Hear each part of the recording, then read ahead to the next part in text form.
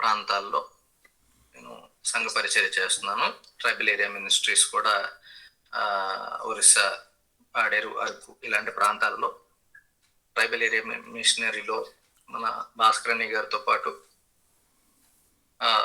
అలాంటి tribal area ప్రొజెక్టర్తో తీసుకువెళ్ళి అక్కడ పరిచర్య చేయడం, ఇలాంటి కార్యక్రమాలు దేవుడు మమ్మల్ని వాడుకుంటున్నాడు.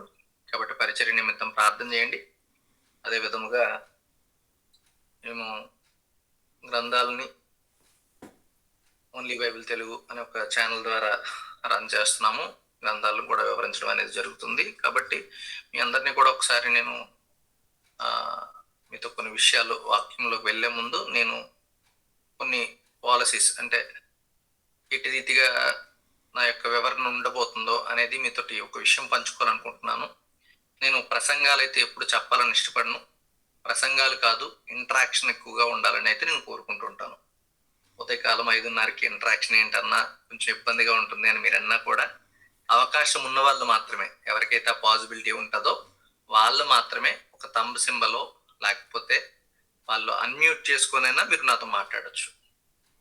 ఎందుకు ఇది ఎప్పుడు నేను అడుగుతుంటానంటే, మీరు ఇది పడుకునే టైం.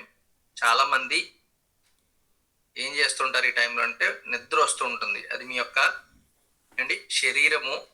కొన్నిసార్లు మనము కావాలి అనన్నా కూడా ఆ శరీరము వాక్యం వినాలని ఆశపడుతున్నా కూడా మీరు అలసిపోయిన అలసటను బట్టినో లేకపోతే ఈ టైంలో ఉన్న బయట వేవ్స్ని బట్టో, ఆ వేవ్ లెన్స్ని బట్టో తెలియకుండానే మనం నిద్రపోతూ ఉంటాం. అది ప్రసంగం మీద మనము నెట్టేయకూడదు. ఎందుకంటే కొన్నిసార్లు ప్రసంగాలు అలా ఉండొచ్చు, కానీ కొన్నిసార్లు మీ శరీరము అట్టి రీతిగా మిమ్మల్ని ప్రభావితం చేస్తూ ఉంటుంది. పౌలు గారు లాంటి వాళ్ళు, ఆయన ప్రసంగం చెప్తున్నప్పుడు కూడా నిద్రపోయిన వాళ్ళు లేరా? మేడగల నుంచి పడిపోయిన వాళ్ళు ఉన్నారా లేదా? మీరు రెస్పాండ్ అయితే బాగుంటుంది. చెప్పాలి. అట్లీస్ట్ ఆ థంబ్ సింబల్ పెడితే ఇంకేం కాదు, మీరు అందరు కూడా లేచున్నారని నాకు అర్థం అవుతుంది అనమాట. ఓకేనా? కాబట్టి థ్యాంక్ యూ వన్స్ అగైన్. అయితే ఈ యొక్క ప్రసంగము ఇలా జరుగుతూ ఉంటే కొంచెం ఇలాంటి అవకాశం ఉంటుంది. కానీ ఇంటరాక్షన్ అయ్యామనుకోండి, చెప్పబడుతున్న వాక్యము మీకు జ్ఞాపకం ఉంటుంది, చెప్పబడుతున్న వాక్యము మీకు జ్ఞాపకం ఉండిపోతుంది. మనం మాట్లాడుతున్నప్పుడు నిద్రపోయే అవకాశం ఉండదు. ఎందుకంటే నేను మిమ్మల్ని ప్రశ్న అడుగుతున్నాను, మీరు నాకు సమాధానం చెప్తున్నారు. కాబట్టి ఎటువంటి అవకాశం అయితే ఉండదు. కాబట్టి please try to interact with మీ.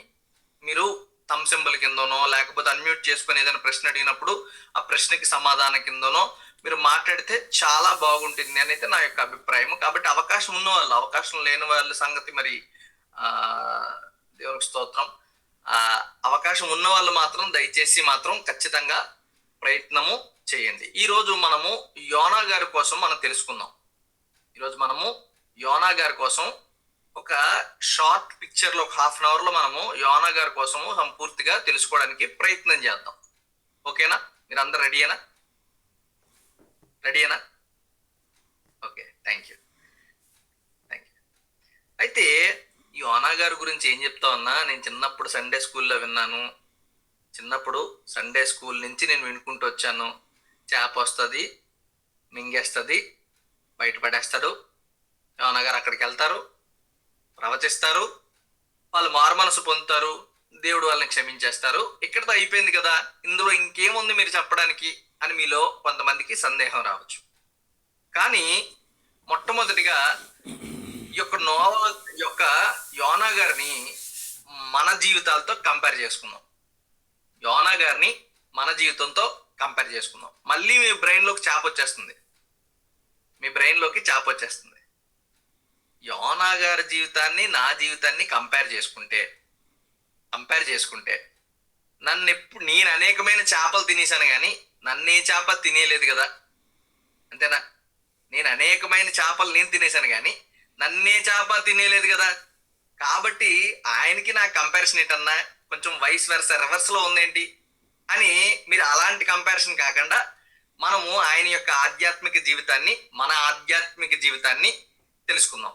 చాలా మంది యోనా గారిని చూసి అంటూ ఉంటారు, యోనా గారు ఏంటయ్యా ఇది? దేవుడు వెళ్ళమన్నాడు, వెళ్ళమంటే మీరెందుకయ్యా ఇలా పారిపోయారు, మీరెందుకయ్యా ఇలా వెళ్ళిపోయారు, మీరెందుకయ్యా ఇలా చేశారని ప్రశ్నిస్తూ ఉంటారు. కాబట్టి యోనా గారిని ప్రశ్నించే ముందు మన జీవితాలు అలాగ ఉన్నాయో లేవో ఒకసారి పరిశీలించుకుందాం, ఓకేనా? మొట్టమొదటిగా యోనా గ్రంథము మొదటి అధ్యాయంలో 2వ వచనం చూద్దాం. మొదటి వచనం నుంచి చూద్దాం. యెహోవా వాక్కు అమిత్తాయి కుమారుడైన యోనాకు ప్రత్యక్షమై ఇలాగ సెలవిచ్చెను, నినేవే పట్టణస్థుల దోషము నా దృష్టికి ఘోరమైన గనుక నీవు లేచి నినేవే మహాపట్టణమునకు పోయి దాని దుర్గతి కలుగునని ప్రకటించుము. ఇక్కడ ఈ వచనంలో దేవుడు యోనా గారికి ఎలాంటి ఒక ఉపదేశాన్ని ఇచ్చాడో అలాంటి ఉపదేశమే మనకు కూడా ఇస్తున్నాడు. ఇదేంటన్నా మళ్ళీనా, నినేవేకి నేనెందుకు వెళ్ళాలి, నేనెందుకు ప్రకటించాలి అని మీరు అనుకోవచ్చు. ఇక్కడ 2 విషయాలు చెప్తున్నాడు దేవుడు. నువ్వు చూడండి, ఆ వచనం చూడండి ఒకసారి. 2వ వచనంలో ఆ మహాపట్టణమునకు పోయి, పోయి అన్న పదానికి ఇంగ్లీష్ లో ఉన్న మీనింగ్ ఏంటి? పోయి అంటే అర్థం ఏంటి? ఇంగ్లీష్ లో ఏమంటారు? పోయి అన్నదాన్ని ఇంగ్లీష్ లో ఏమంటారు? Going. Go, going or go, ఓకేనా? ఓకే. తర్వాత దాని దుర్గతి దాన్ని ప్రకటించుము అండి. ఇంగ్లీష్ లో ప్రకటించుముని ఏమంటారు చెప్పండి? టీచింగ్. తర్వాత స్పెల్, గో అండ్ స్పెల్ అన్నట్టుగా, అంటే మనకి గాస్పల్ అన్న పదం ఒక విధంగా చెప్పాలంటే ఇక్కడి నుంచి వచ్చినట్టుగానే, అవునా? వెళ్ళి చెప్పడాన్ని gospel, go and spell, gospel కింద మనము అభివర్ణించుకోవాలి. ఆనాడు యోనా గారిని ఎలాగైతే నినేవే పట్టణమునకు వెళ్ళి అక్కడికి వెళ్ళి సువార్త ప్రకటించమన్నారో అలాగే మనకు కూడా దేవుడు నేడు నినేవే లాంటి పట్టణాలు మన మధ్యన ఉన్నాయా లేవా? ఉన్నప్పుడు మనము ప్రకటించాలా వద్దా? ఆయన అన్నాడు పారిపోయాడు, మనము ఈరోజు పారిపోతున్నాం, అవునా కదా? అవునా? కాబట్టి ఆలోచించండి. దేవుడు ఏంటి వెళ్ళమన్నప్పుడు మనం వెళ్ళాలి.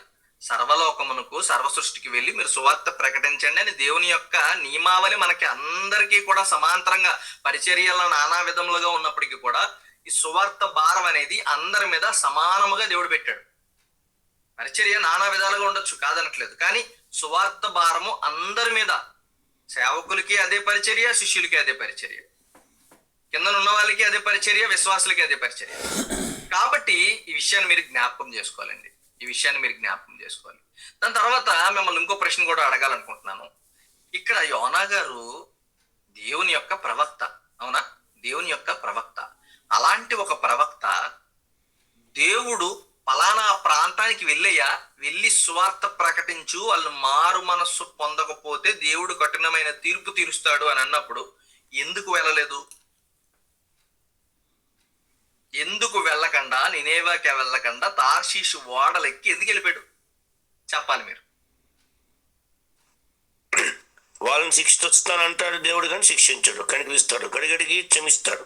వాది అతను యోనాకి నీ పాపం ఇంత చేశారు, ఈ గడిగడికి క్షమిస్తాడు దేవుడు అనుకుని వెళ్ళాలని మనసు పెట్టాడు. చాలా చక్కగా వివరించారండి అన్నగారు, థ్యాంక్ యూ సో మచ్ అన్న. అయితే దేవుడు ఇప్పుడు అన్నగారు చెప్పిన విషయాలే కాకుండా ఇంకొక విషయం కూడా నేను యాడ్ చేయాలనుకుంటున్నాను. ఈ యొక్క నినేవే అనే పట్టణము ఒక విధంగా చెప్పాలంటే ఇది అషూరియన్ యొక్క మెయిన్ క్యాపిటల్. అషూరి రాజుల యొక్క మెయిన్ క్యాపిటల్. ఆ ఎంపైర్ కి మొత్తానికి ఒక క్యాపిటల్ సిటీగా ఉండే ఆ యొక్క సిటీయే, ఈ అషూరియన్ క్యాపిటల్ యొక్క సిటీయే నినేవా. ఈ నినేవా అనే పట్టణము మిమ్మల్ని అడుగుతున్నాను, మీకు ఒక చిన్న ఎగ్జాంపుల్ చెప్తాను. ఇప్పుడు ఒకవేళ హిట్లరు, మీరు జర్మనీలో ఉన్నారు, మీరు యూదులు, హిట్లర్ మిమ్మల్ని తెగ బాధ పెట్టాడు, చాలా హింసించాడు. మీకు ఆ క్యాంప్స్ తెలుసు, మీకు అందరికి కూడా. ఆ క్యాంప్స్ లో ఎలా పిల్లల్ని 20 లక్షల మంది యూదుల్ని ఎలా చంపాడో అవన్నీ మీకు తెలుసు.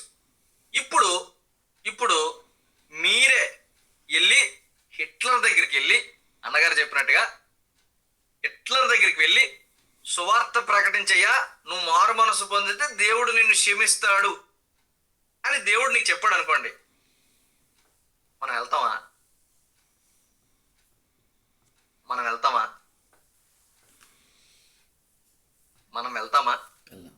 ఎందుకు వెళ్ళమంటే చెప్తాను చూడండి. చెప్పండి. గారు చెప్పండి. వెళ్ళమండి. వెళ్ళరు. ఎందుకంటే నువ్వా వాళ్ళు మమ్మల్ని ఎంత బాధ పెట్టారు తెలుసా, అతను నన్ను ఎంత హింసించాడు తెలుసా, నన్ను బాగా దుఃఖ పెట్టాడయ్యా, అలాంటి వాడి దగ్గరికి వెళ్ళి ఇప్పుడు క్షమాపణ అడిగితే ఆ వ్యక్తిని క్షమించేస్తావా? వద్దయ్యా, నేను వెళ్తేనే కదా ఈ ప్రాబ్లం నీకు. నేను వెళ్ళకపోయాను అనుకో ఏం జరిగిద్ది? ఆ వ్యక్తి ఖచ్చితంగా మారు మనసు పొందడు. కాబట్టి ఏం చేస్తావు నువ్వు? ఆ వ్యక్తిని శిక్షిస్తావు అనుకొని ఏం చేసాడు ఈయన? తార్షీషు వాడకి వెళ్ళిపోయాడు.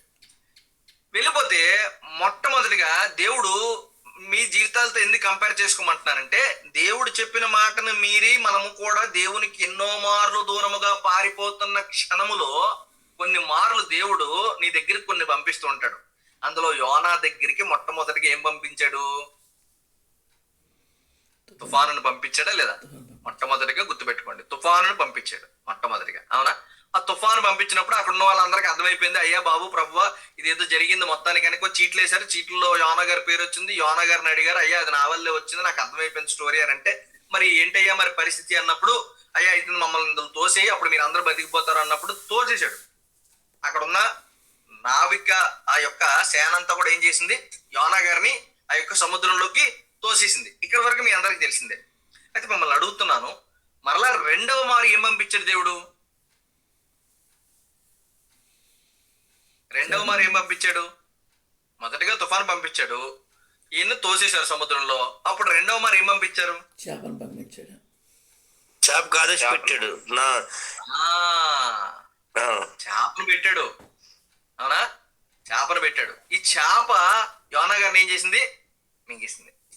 మింగేసిన వెంటనే తీసుకెళ్లి బయటపడేసిందా? మళ్ళీ చెప్పాలి. 3 days ఉంచింది కడుపులో. 3 రోజుల మంది. ఇప్పుడు యోనా గారి ప్లేస్ లో మిమ్మల్ని ఊహించుకోండి. మొదట నీ స్థితిగతులను బట్టి నీకు ఒక దేవుడు తుఫానుని నీ జీవితంలో అనుమతించాడు.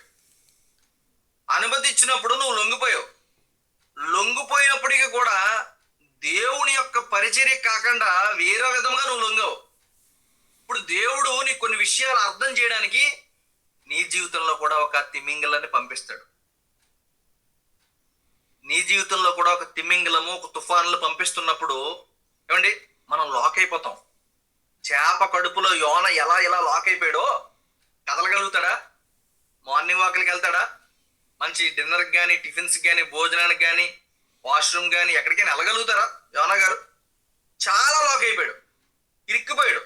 ఇరుక్కుపోయినప్పుడు మనలో కూడా చాలా మంది చేసే పని ఏంటి చెప్పండి? సమస్యల కొలిమిలో నువ్వు నిలబడినప్పుడు నువ్వు చేసేది ఏంటి చెప్పండి? మనం అందరం చేసేది ఏంటి? ఏం చేస్తాం మనం? మనం అందరం విశ్వాసులమే కదా. కాబట్టి మీరు అందరూ ఏం చేస్తారు చెప్పండి? శ్రమ మేము ముందర ఉన్నప్పుడు మీరు ఏం చేస్తారు?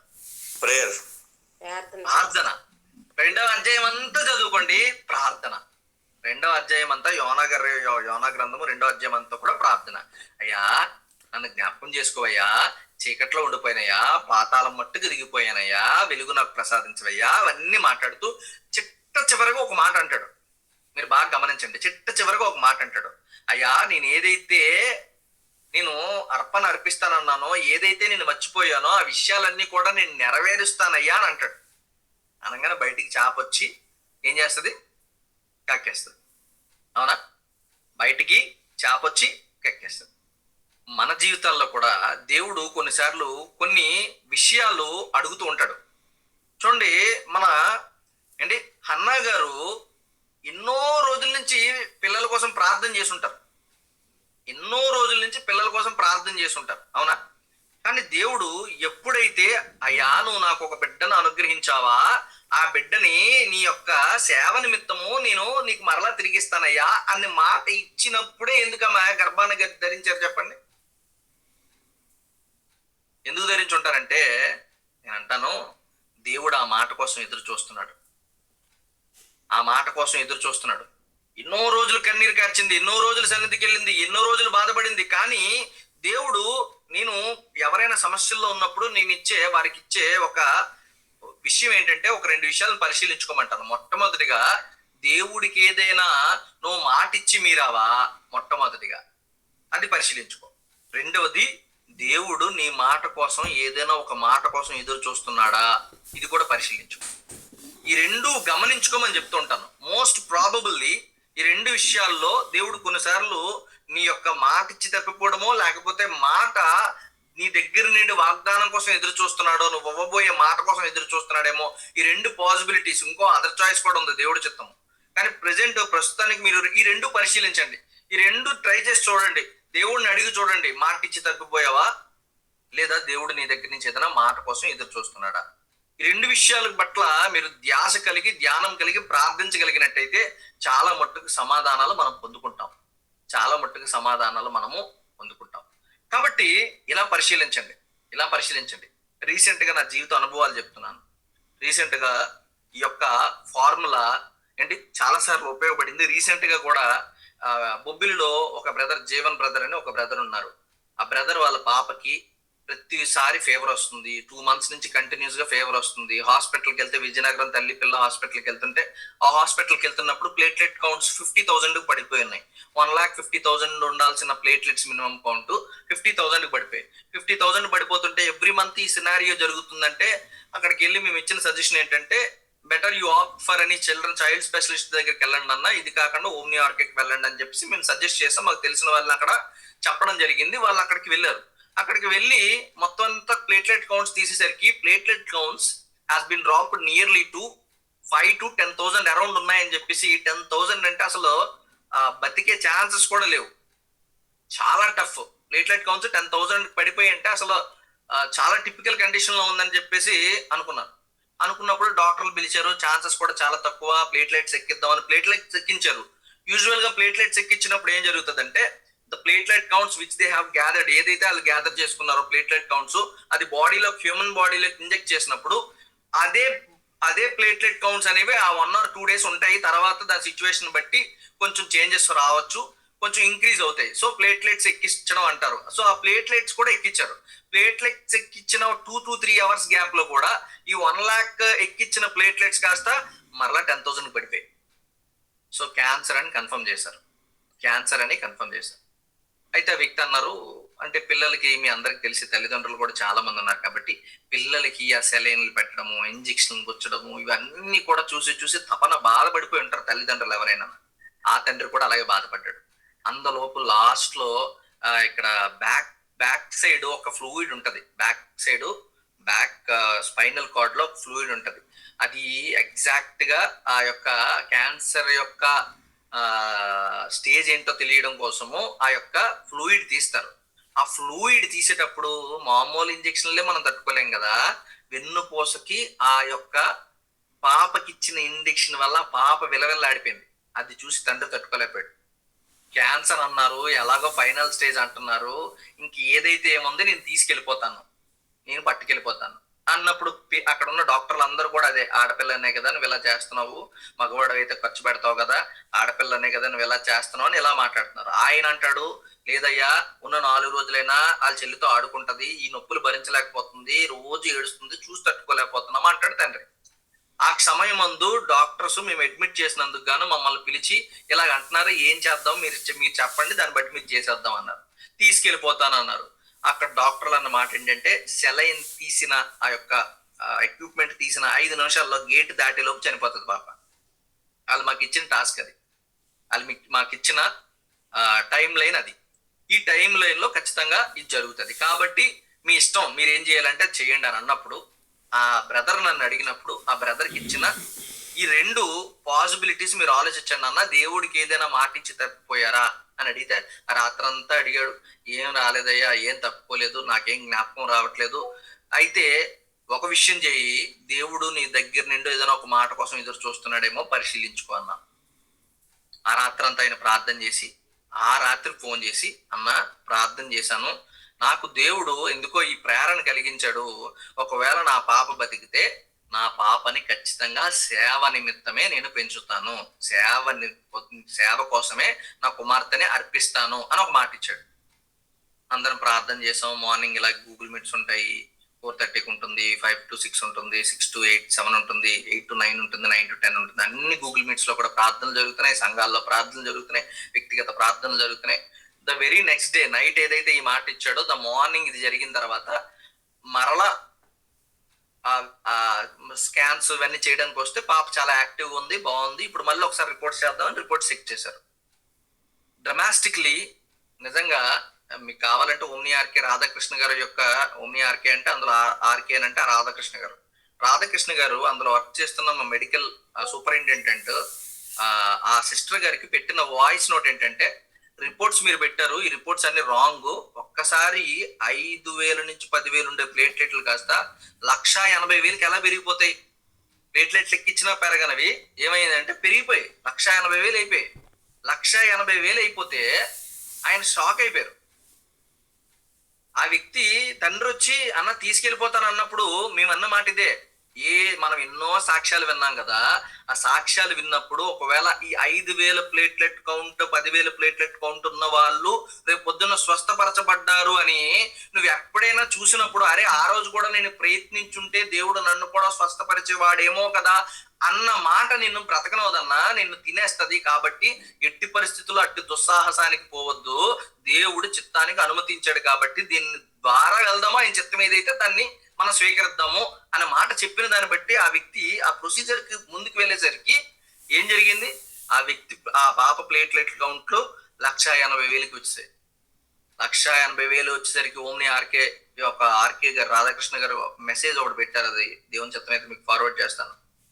ఎలా జరిగిందో నిజంగా తెలియదు. ఇది నాకెందుకో రిపోర్ట్స్ కరెక్ట్ కాదనిపించట్లేదు, ఎందుకంటే ఎలాగ పెరగవు, అసలు ఛాన్సే లేదు. కాబట్టి మళ్ళీ ఒకసారి స్కాన్లు చేయండి అని మళ్ళీ ఇంకోసారి స్కాన్లు చేయించాను. మళ్ళీ ఇంకోసారి స్కాన్లు చేసేటప్పుడు మొత్తం క్లియర్ అయిపోయింది, ఏమీ లేదు. 2 లక్షల ప్లేట్లెట్లు అయిపోయి వెంటనే ఏమంటే అక్కడున్న ఏ డాక్టర్ అయితే సెలైన్ పీకితే కిందకి వెళ్తే చనిపోతారో అని అన్నారో ఆమె కూడా ఏమండి ఒక ఎథిస్ట్ నాస్తికురాలు, ఆమె కూడా అక్కడున్న సూపరింటెండెంట్ క్రిస్టియన్ అనమాట, బెత్సీ సిస్టర్ అని ఒక ఆమెతో చెప్పిన మాట ఏంటంటే, ఇది ఎలా జరిగిందో నిజంగా నాకు ఇప్పటికీ అర్థం కావట్లేదు, నిజంగా నాకు మీ దేవుడు మీద ఎందుకో మంచి ఒపీనియన్ అయితే కలుగుతుందండి అన్నదంట నిజంగా. కాబట్టి నిజంగా కొన్నిసార్లు ఇది వర్కౌట్ అవుతూ ఉంటుంది, మీరు ప్రయత్నించి చూడండి. మూడవది దేవుడి చిత్తము, తన చిత్తం అయి ఉంటే ఖచ్చితంగా మనం ఇది అడిగినా మాటిచ్చినా తన చిత్తము తను నెరవేరుస్తాడు. సో మనం మన చేతిలో ఉన్న పాసిబిలిటీస్ ఈ 2 అనమాట, ఈ 2 మీరు పరిశీలించుకోవాలి. అలాగే ఈయన ఏం చేశాడు, యోనా గారు కూడా తిమింగలం కడుపులో ఉన్నాడు, అయ్యా ఏదైతే నేను చేస్తానన్నానో ఏదైతే నీకు మాట ఇచ్చానో అవన్నీ కూడా నెరవేరుస్తాననగానే బయటకు వచ్చి చేప ఊసేసింది. బయటకు వచ్చి చేప ఏం చేసింది, ఊసేసింది. చాలా మంది అనుకుంటారు యోనా గారు ఎంత బాధపడ్డారో, చేప కడుపులో ఉండి ఇరుక్కుపోయి ఉంటాడు, ఎంత బాధపడ్డాడో ఆ ప్రార్థనలు అంతా కనబడుతుందండి అంటారు చాలా మంది. కానీ మిమ్మల్ని అడుగుతున్నాను, యోనా గారి పరిస్థితి ఆలోచించడం బానే ఉంది, కానీ ఆ తిమింగలం పరిస్థితి ఆలోచించారా మీరు ఎవరైనా? ఆ తిమింగలం కోసం ఎవరైనా ఆలోచించారా? నీ కడుపులో రూపాయి బిల్ల పడింది అనుకో, నీకు ఎలా ఉంటది? ఆడిపోతావు కదా. అలాంటిది ఒక మనిషిని మింగేసి ఆ మనిషి కిందకి వెళ్తే అక్కడ ఉన్న కొంచెము ఆ యాసిడ్స్ వల్ల మనిషి కరిగిపోతాడు. కరిగిపోకుండా కిందకి వెళ్ళకుండా మధ్యకి వెళ్ళకుండా మధ్యలో ఈ ఉంచాడు. ఈ ఉంచిన ఈ యొక్క వ్యక్తి కిందకి వెళ్ళకుండా పైకి వెళ్ళకుండా లోపలంతా కూడా పట్టినట్టుగా ఉంచాలంటే ఎంత ఇబ్బంది పడి ఉంటుంది చెప్పండి. చేప పోనీ సరే తిన్నది, తిన్న తర్వాత మింగిన తర్వాత ఏదైనా ఫుడ్ తినగలదా? తినలేదు. ఎందుకు? తింటే దాంతో పాటు ఎవరు కరిగిపోతారు? యోనా గారు కరిగిపోతారు, అవునా? ఈ కరిగిపోతారు కాబట్టి ఆ 3 రోజులు మనకన్నా ఆ చేప ఉపవాస ప్రార్థన బాగా చేసిందండి, అవునా? మనకన్నా బాగా చేప ఉపవాస ప్రార్థన చేసి నాకు అనిపిస్తుంటుంది కొన్నిసార్లు మనుషుల కన్నా జంతువులే కదండి చాలా ఎక్కువ దేవుడి మాట కోసము త్యాగాలు చేస్తూ ఉంటాయండి. చూడండి, పన్ను కావాలి అన్నప్పుడు, షెకీలు కావాలి అని అన్నప్పుడు యేసుక్రీస్తు వారి దగ్గర పొట్టి చెక్కే ఉన్నాడు కదా, చాలా మందికి 4 గంటలు ఇచ్చాడు కదా, ఆయన దగ్గరికి వెళ్ళి ఆ షెకీలు తెచ్చే అన్నాడా? లేదు. పోనీ ఆ సెంచురియన్ ఉన్నాడు కదా, ఆ సెంచురియన్ దగ్గరికి వెళ్ళు, ఆ కుమారుడిని స్వస్థపరిచాను కదా కాబట్టి అక్కడికి వెళ్ళు అని అన్నాడా? లేదు. దేవుడు ఎవరిని అడిగాడు తెలుసా? ఇదిగో పేతురు, నువ్వు వెళ్ళు, ఒక చేప ఉంటదయ్యా, నువ్వు వెళ్ళి వల వెయ్యంగానే అది వచ్చి గుచ్చుకుంటుంది, దాని నోట్లో ఆ షెకేలు ఉంటది, అది తీసుకొచ్చి నీకు నాకు పన్ను కట్టే అన్నాడు. మిమ్మల్ని అడుగుతున్నాను ఒక మాట, ఒక షెకేలు ఇందాక నేను చెప్పినట్టుగా నీ నోట్లో ఒక రూపాయి బిల్ల మింగుడిపోయి ఎండిపోయింది అనుకో, మా పిల్లలకి ఎవరికైనా ఆడు గాని బిల్ల మింగాడని తెలిసిన మరుక్షణం ఏం చేస్తాం? కాలు రెండు పైకి ఎత్తేస్తాం. వీపు విమానం మోత అయిపోద్ది. బాది బాది బాది బాది ఏమవుతుంది? బయటికి వచ్చేదాకా చిక్కిపోతాం. అంతేనా? అలాగా ఈ చేప ఆ షెకేళ్ళు మింగితే ఎంత ఇబ్బంది పడి ఉంటుందో ఆలోచించండి ఒకసారి.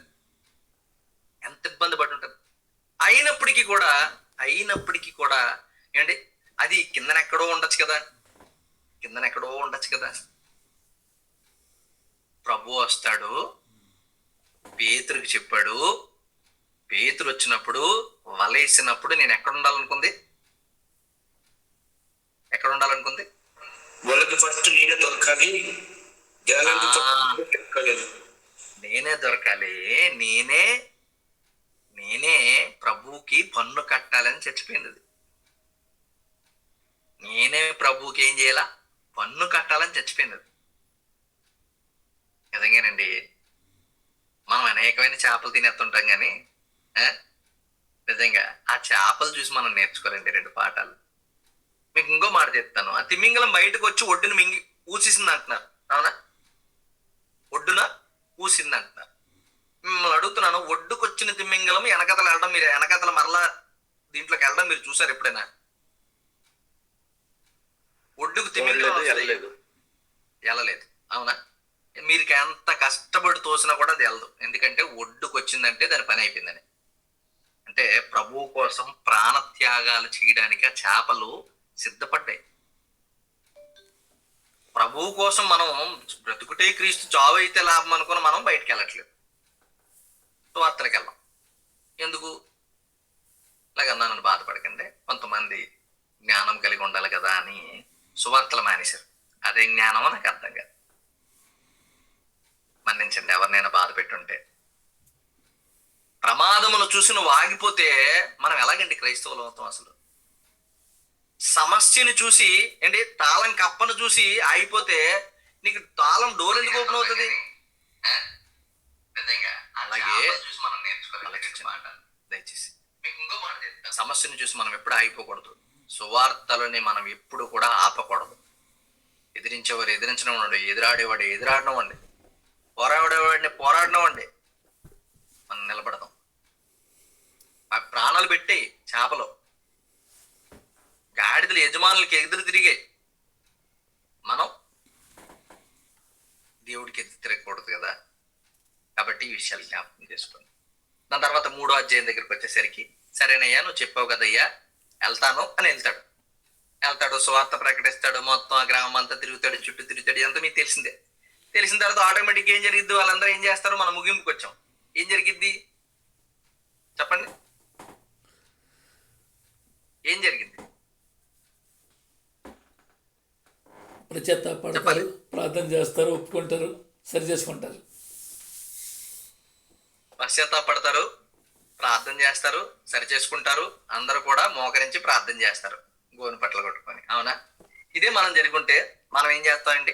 వెంటనే అయ్యా ఎంత మారు మనసు వచ్చింది మీకు, మా చర్చ్ ఇక్కడే, కాబట్టి మీరు ఏం చేయాలా?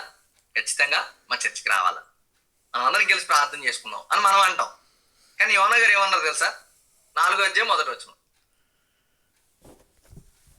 చూసి ముగించుకుందాం. అది యోనా దీన్ని చూసి బహు చింతాక్రాంతుడై కోపగించుకొని, యెహోవా నేను నా దేశమందుండగా ఇట్లు జరుగునని నేను అనుకుంటును కదా.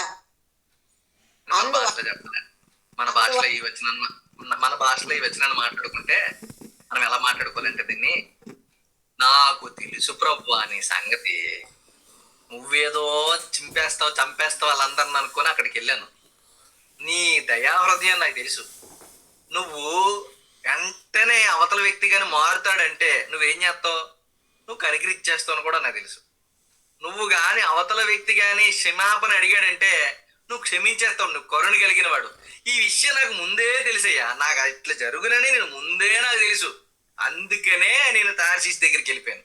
నా మట్టికి నేను వెళ్ళిపోయిన వాడిని వదిలేకుండా మళ్ళీ ఇది పంపించి, చేపలు పంపించి ఆ ఒడ్డు దగ్గర పడేసి, చాలా మంది అనుకుంటాం ఆ ఒడ్డు దగ్గర అంటే కరెక్ట్గా నినేవే పట్టణం దగ్గర పడేశారు అనుకుంటారు. నినేవే పట్టణం ఒడ్డు దగ్గరలో ఉండదు. దానికి దీనికి చాలా దూరం ఉంటుంది, చాలా వందల కిలోమీటర్ల వేరియేషన్ ఉంటుంది అనమాట.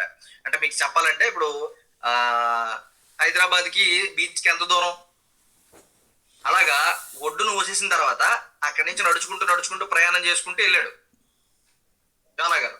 ఆ ప్రయాణం అంతా చేసుకొని అక్కడికి వెళ్ళి నువ్వు చెప్పినట్టు తిరిగి చేసేసరికి వాళ్ళు మారిపోయారయ్యా. కాబట్టి నాకు తెలుసు నీ సంగతి, ఇలాగ అనగానే నీకు వాళ్ళు క్షమించేస్తావు అని కూడా తెలుసు. కాబట్టి ఇప్పుడు ఏమయ్యాడైనా 3వ వచనం, నేను బ్రతుకుట కంటే చచ్చుట మేలు, యెహోవా నన్ను బ్రతకనయ్యక్కయ్యా, చంపే నన్ను. అంతేనా ఏమంటున్నాడు? ఎందుకే బతుకున్నది, అక్కడికి వెళ్ళి నేనేదో దేవుడు చంపేస్తాడు, అగ్నికంతకాల సుధోమ మీద కుమ్మించినట్టు కురిపేస్తాడు, నేను మారనుకొని బోల్డ్ చెప్పేశాను. కానీ నువ్వేమో వాళ్ళు కరుణించవు, వాళ్ళు ఇప్పుడేమనవు. ఇప్పుడు నాకేమైంది, నా పరువు పోయింది. ఏమైంది? పరువు పోయింది. కాబట్టి ఈ బతికే కన్నా నన్ను చంపేనాను అంటున్నారు. చంపేనన్ను అనగానే అలా కదయ్యా, నువ్వు కోపించడం న్యాయమా చెప్పు, మారారు కదా, చక్కగా దేవుని కోసం ప్రార్థన చేశారు, మోకరించారు, గోను పట్టు కట్టుకున్నారు, ఇంకా నువ్వు అలాగంటే అలాగయ్యా అని చూడండి అలిగిన భార్యని బొత్తికించినట్టుగా, భర్త బొత్తికించినట్టుగా యోనా గారిని ఏం చేస్తున్నారు ఆయన? ఇది కోపించడం న్యాయమా? ఆలోచించయ్యా, ఏటయ్యా ఎలా మాట్లాడుతున్నావు అని అంటే, మనం కూడా భార్య బొత్తికించినప్పుడు భార్య అంటది ఏంటి, ఏం చేస్తుంది? నా సూట్ కేసు అది తీసుకున్నాను, నువ్వు ఆపినా నువ్వు ఏం చేసినా నేను వెళ్ళిపోతాను అంతే. ఎక్కడికి వెళ్ళిపోతావు అంటే ఎక్కడికో దూరంకి వెళ్ళిపోదు, మళ్ళీ ఆ పక్కింటికో ఎదురింటికో ఆ తెలిసిన వాడికో చూస్తుంటది అనమాట. నువ్వు ఎలా వండుకుంటావు నేను చూస్తానులే, ఈ రోజు నుంచి నువ్వు ఎలా బట్టలు ఉట్టుకుంటావు నేను చూస్తాలే, ఇలాగ అన్నట్టుగా ఆయన ఏం చేశాడు, ఆయన ఏం చేశాడు, అది అలా దూరాన్ని వెళ్ళి కొండెక్కి చూస్తున్నాడు అనమాట. ఎందుకు? నేను అలిగాను కదా, హర్ట్ అయ్యాను కదా, ఈ హర్ట్ అయినందుకైనా సరే దేవుడు పైనుంచి నేను ప్రవక్తను కదా, అగ్నిగంధకాలు కురిపించేసి దీన్ని కూడా సొదొమ గొమొర వేసినట్టు వేసేస్తాడేమోనని అక్కడ కూర్చొని చూస్తున్నాడు, అలాగా కూర్చొని చూస్తున్నాడు కొండ మీద. అప్పుడప్పుడు భార్య భర్తల గొడవలు కూడా ఇలాగే ఉంటాయండి. అప్పుడప్పుడు నాకు నిజంగా కంపారిజన్ చేసుకుంటూ ఉంటాను అనమాట. వండర్ఫుల్ గా అనిపిస్తుంటది అనమాట. భార్య అలిగినట్టుగా అలిగితే భర్త ఏం చేస్తాడు? కొన్ని విషయాలు అర్థం ఏంటంటే చేస్తాడు చేయడా 4 రోజులు ఉన్నారు అనుకోండి, ఏమవుతుంది? 4 రోజులు బిర్యానీలు తెచ్చుకుంటున్నాడు, స్విగ్గీ జొమాటోలో ఆర్డర్లు పెట్టేసుకుంటున్నాడు, రోజుకు పార్సిల్ వచ్చేస్తున్నాయి ఇంటికి. ఏం చేస్తుంది? అమ్మో ఉన్న ఆస్తి అంతా ఆరిపోతాడేమో ఇడు అనుకుని ఏం చేస్తుంది చెప్పాలి? మీరు ఎవరైనా రెస్పాండ్ అయితే నేను కొంచెం మంచి విషయాలు ఇంకా చెప్పడానికి ఉంటుంది. మీరు తంబోగేం పెట్టలేదు అనుకోండి, మీరు అందరూ మధ్యాకాశానికి ఎత్తబడ్డారేమో అనుకొని నేనేం చేస్తాను, వీళ్ళందరూ స్లీప్ లోకి వెళ్ళిపోయారేమో అనుకొని ప్రసంగం రూట్ మారిపోద్ది అనమాట. ఓకేనా? కాబట్టి ఈ స్విగ్గీ జొమాటో ఏదో పెట్టేశాడు, రోజు బిర్యానీ తినేస్తున్నాడు, నేనేమో అక్కగారి ఇంటికి వచ్చాను, మా అక్కేమో పప్పు దద్దోజనం తప్ప ఏం పెట్టట్లేదు, ఈ రోజు కాకరకాయ ఉండింది, ఇవన్నీ ఎవడ తింటాడు ఆయన, ఎందుకు ఈ బాధ అనుకొని మళ్ళీ భర్త దగ్గరికి వెళ్ళిపోద్దా? అలాగా ఏమండి, అలాగా ఈయన ఏం చేశాడు, అలి కూర్చున్నప్పుడు ఏంటి స్విగ్గీలో ఆర్డర్ పెట్టినట్టుగా ఈయన ఒకటి ఆర్డర్ పెట్టాడు దేవుడు. ఏంటి? సొరచెట్టు. 3వది ఏం చేశాడు? సొరచెట్టు. 3వది సొరచెట్టు. ఇప్పుడు కంఫర్ట్ ఇచ్చాడు. అమ్మయ్య సొరచెట్టు వచ్చింది, చల్లగా ఉంది, బాగుంది అనుకున్నాడు. బాగుంది అనుకునేసరికి మళ్ళీ ఏం పంపించాడు? పురుగును పంపించాడు. అమ్మయ్య ప్రశాంతంగా ఉందరా బాబు అనుకునేసరికి ఏమండి పురుగు వచ్చి మొత్తం తినేసేసరికి ఏంటి చెట్టు చచ్చిపోయేసరికి తట్టుకోలేపాడు, కటకటలాడిపోయాడు. అదే టైంకి ఇంకోటి కూడా పంపించాడు. ఏంటిది? మొదటి ఏది పంపించాడు, చివరి అదే పంపించాడు. గాలి. ఒకనాడు ఆ గాలికి తుఫాన్ వచ్చింది, ఈ గాలికి ఈయనకి ఒక విధంగా చెప్పాలంటే విప్పాడింది, ఎండ దెబ్బ తగిలేసింది, సొమ్మసిల్లిపోయాడు. ప్రభువా ఏటయ్యా చెట్టు ఏంటి చచ్చిపోయింది అని అన్నప్పుడు, అదేటయ్యా చెట్టు మీద ఎందుకయ్యా కోపడుతున్నావు అంటే, ఆ చెట్టు చచ్చిపోయిందయ్యా అంటే, నువ్వు వేయలేదు కదా, నువ్వు వేయకపోయినా కూడా నేను వేయకపోయినా కూడా ఆ చెట్టు ఉండి అలా చచ్చిపోతే నేను ఎక్కడ ఉండాలయ్యా అని అంటే, ఓ చెట్టు చచ్చిపోతేనే నీకెంత బాధ కలుగుతుంది, నీకెంత కోపం వస్తుంది, నువ్వెంత వేదన పడుతున్నావే, అలాంటిది వాళ్ళందరూ నా బిడ్డలు కదా, వాళ్ళందరూ కూడా నా పిల్లలే కదా, మారు మనస్సు పొందినప్పుడు నేను వాళ్ళని క్షమించాలా వద్దా అని అడిగాడు దేవుడు. క్షమించాలా వద్దా? క్షమించాలి. నువ్వు నాటని చెట్టుకే నువ్వు ఎంత చదువుతున్నావు, మరి నేను పుట్టించిన బిడ్డలకు కదా మరి నేను చూసుకోనా? కాబట్టి ఇలా చెప్పేసరికి ఆయనకి అర్థమైందండి. దేవుడు కూడా మనకు కూడా కొన్నిసార్లు ఇందాక నేను చెప్పాను చూసారు కంపారిజన్ అని. దేవుడు గో అండ్ స్పెల్ వెళ్ళి సువార్త ప్రకటించమన్నాడు, మనం వెళ్ళలేదు. గాలిని పంపిస్తాడు, తుఫాను పంపిస్తాడు, లొంగలేదు. తిమింగలాన్ని పంపిస్తాడు, మన ప్రార్థనలో ఉంటాం, అన్ని చేస్తాం. అప్పుడు దేవుడు చెప్పిన పరిచర్య చేస్తాం. పరిచర్య చేసినప్పుడు కూడా కొన్ని మార్లు ఆ పరిచర్య క్రమాన్ని దాటి మనము మన ఇగో, మన కోపాలు, మన తత్వాలు, మన తాత్పర్యాలు ఇవన్నీ కూడా మన సొంత ఉపయోగిస్తూ ఉంటాము. ఆ సమయంలో కూడా దేవుడు గట్టి ఒక్క ఈ వడదెబ్బ వేస్తాడండి. వడదెబ్బ అంటే మనం తినే వడ ఆ దెబ్బ కాదు, ఓకేనా? ఎండకు తగిలే దెబ్బ, అలాంటి దెబ్బ ఒకటి తగులుతుంది. ఆ దెబ్బ తగిలేసరికి ఏమవుతుంది? అప్పుడు మనకి తాత్పర్యం, దేవుని యొక్క ప్రేమ, కృప, కరుణ అవన్నీ అర్థమవుతుంటాయి. దేవుడు యొక్క పరిచర్యలో మనం అందరం కూడా యోనా గారి లాగా ఎదురాడకుండా లొంగిపోయామనుకోండి, మన దగ్గరికి ఏమొస్తాయి? కృపాక్షేమము, నీ శాశ్వత జీవము. అంతేనా? మీకోసం పాటలు కూడా పాడుతున్నాను, తమ సింబల్ పెట్టట్లేదు మీరు. ఎందుకంటే నేను చెప్తున్నాను, ఎందుకంటే నాకు ఒక వీక్ పాయింట్ ఉంది. యోనా గారికి ఎలాగైతే అవతల వ్యక్తిని క్షమించలేని ఒక వీక్ పాయింట్ ఉందో, అలాగే నాకు కూడా ఒక వీక్ పాయింట్ ఉంది. ఏంటంటే ఎవరు రెస్పాండ్ అవ్వలేదు అనుకోండి, మీరు అందరు మధ్యాకాశానికి ఎత్తబడిపోయారేమోనని నా మైండ్ లో ఒక చిన్న పిక్చర్ వేసేసుకుంటుంటాను అనమాట. పిక్చర్ వేసుకున్నాను అనుకోండి, ప్రసంగం మధ్యాకాశానికి వెళ్ళిపోద్ది. కాబట్టి మీరు అందరూ వీలైతే వీడియోస్ ఆన్ చేసుకుని ఉండండి చక్కగానే. అలాగా లేదా అవకాశం లేదనుకోండి, ఒక తంబ సింబలో, ఒక లైక్ సింబలో, లేకపోతే ప్రశాంత్ అన్న గారు చూసారా అన్మ్యూట్ చేసుకుని ఎలా మాట్లాడుతున్నారో, జ్ఞానమ్మ గారు ఎలాగైతే ఏంటి అన్మ్యూట్ చేసుకుని మాట్లాడుతున్నారో అలాగా మాట్లాడాల్సిందిగా కోరుకుంటున్నాను. కాబట్టి ఇప్పుడు యోనా గారి పరిచర్య, యోనా గారికి ఇచ్చిన ఆ తత్వము మీరు కూడా ఈ రెండు కూడా మీ జీవితాలతో కంపేర్ చేసుకొని మనము కూడా దేవునికి ఎదురాడు వారిగా కాకుండా దేవునికి లోబడే వారిగా ఉంటే శ్రమల కొలుమలి దేవుడు మనల్ని కొన్నిసార్లు నిలవబెట్టకుండా మనల్ని దేవుడు ఏమండి కృపాక్షేమములే మన జీవిత కాలం అంతా వెంట వచ్చినట్టుగా దేవుడు చేస్తుంటాడు. కాబట్టి దేవుడికి ఎదురాడదామా, పోరాడదామా, లేకపోతే లోబడదామా? ఏం చేద్దాం మనం? లోపడదాం.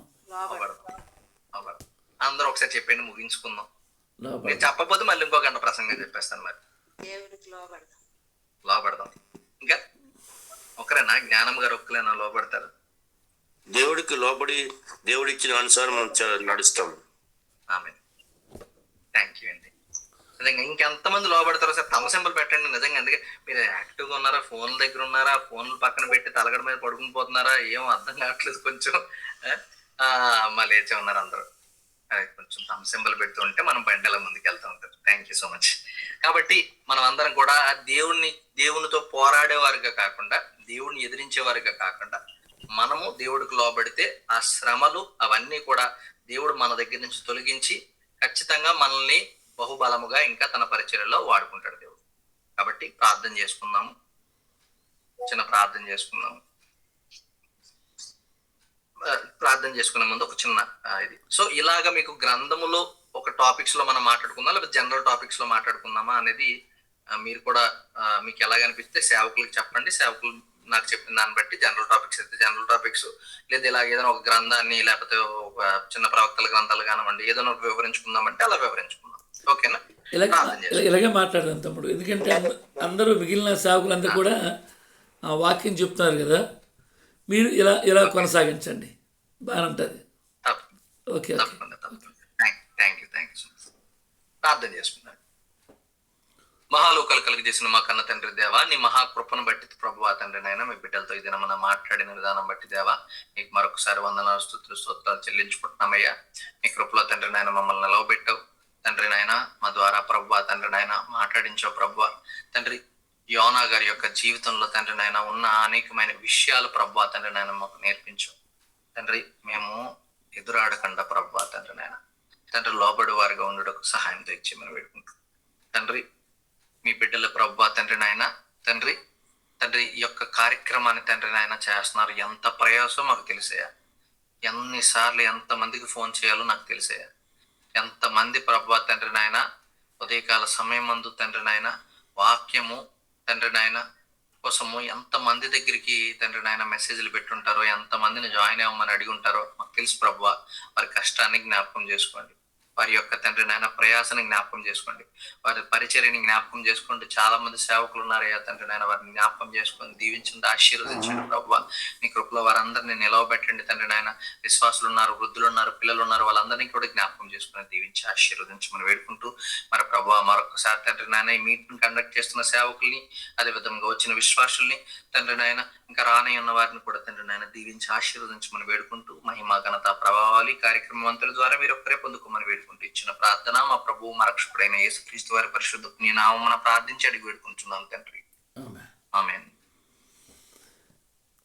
ప్రభు నామానికి మహిమ కలుగును గాక. ఇంతవరకు చాలా అమూల్యమైన సంగతులు మరి యవనస్తుడైన దేవుని సేవకుని ద్వారా మనందరం నేర్చుకున్నాం.